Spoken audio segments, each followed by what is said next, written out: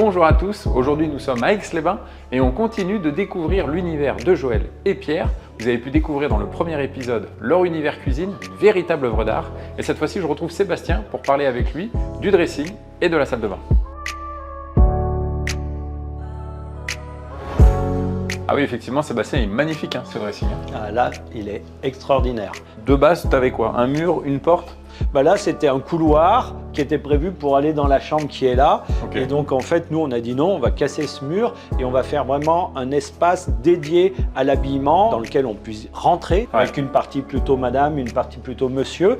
Et la particularité, c'est surtout qu'on a habillé les murs pour pouvoir identifier l'espace en une seule pièce. Oui, c'est vrai que ça délimite un espace complètement nouveau qui n'existait pas finalement. Exactement, et ça délimite aussi par rapport aux lumières, c'est les petits détails qui font la différence souvent dans la déco. Il y a des petites niches aussi, je vois que là il y a des petits rangements spécifiques.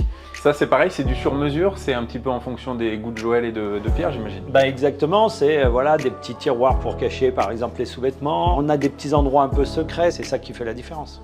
Alors Sébastien, on se retrouve dans l'univers salle de bain. Quelles sont les adaptations que vous avez menées ici? Ici, c'était vraiment de définir la continuité de la suite parentale avec le dressing en face et tout de suite la salle de bain.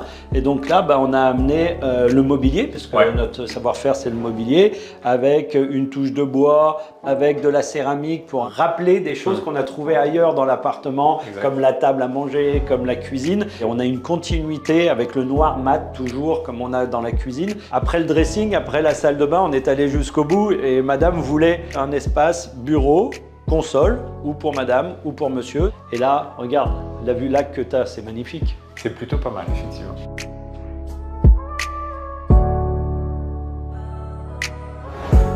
Bon Pierre, je reviens de l'espace nuit.